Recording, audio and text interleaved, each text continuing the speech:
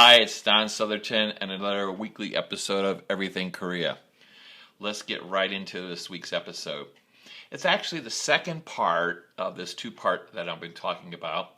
The topic is globally mandated programs, and I had some very positive feedback last week, and I was actually very pleased and very appreciative of such positive feedback, saying that one person said it was 1,000% accurate. So that was really great. As I pointed out in part one of the series, recognizing there are challenges is one thing, providing a solid solution is another. And I'd like to address this and some of the other issues when we look at global programs. So, I've always stated that it's best for globally developed and mandated programs that are crafted in a way that they mesh and align well with local operations. So what are my recommendations? And I'd be just happy to share a few. There's many of them, but I'll just share a few today. First of all, programs should recognize the need for visual contact to reflect diversity.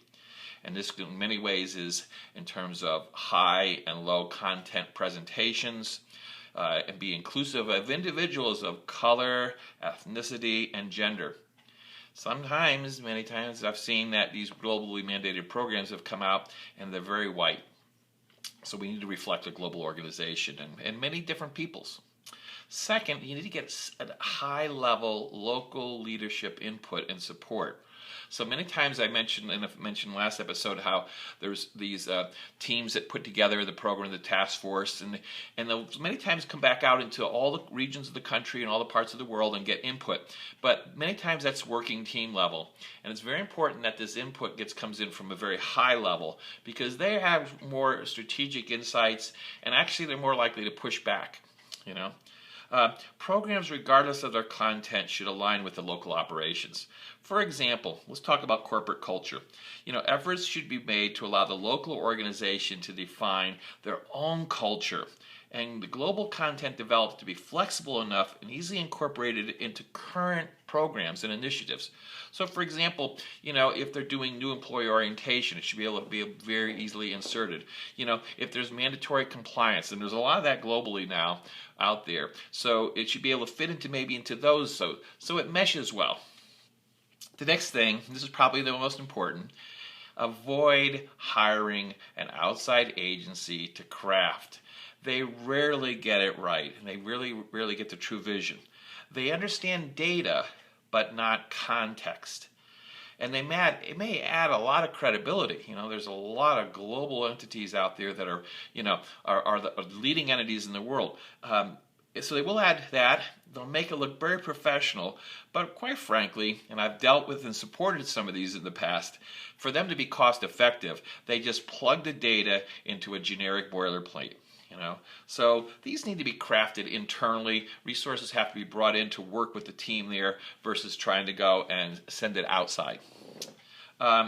Next, craft the content in a way to connect to a wide segment of the workforce.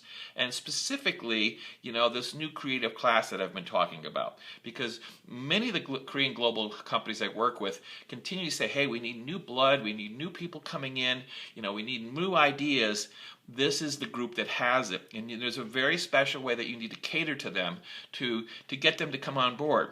So when you're creating all this content, whether it be global and mandated program, whether it's corporate culture, whether it's some just sort of in a marketing or whatever it is, service focused, this should be developed so that they can really align well with it too.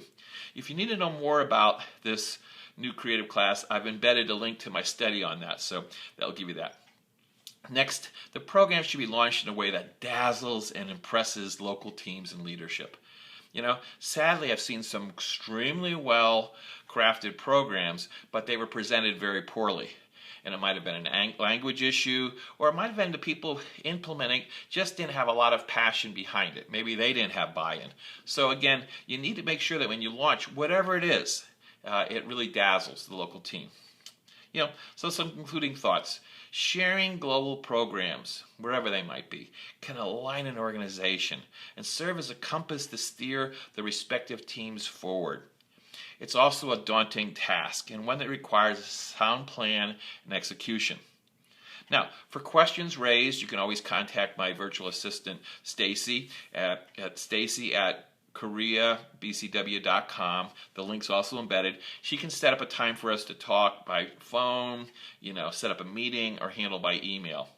Oh, by the way, if you'd like a copy of one of my books called Korea Facing, Secrets for Success in Korean Global Business, and I talk about some of these issues in that book, you could just go into the link here, you can click in here, you can contact Stacy, or you contact me, and we'll get you a copy.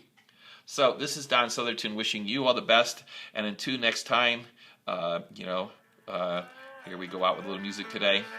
I play this song a lot. It's one of my favorite Pink Floyd songs. I play it over and over and over as I compose and I create stuff. So take care. This is Don wishing you goodbye.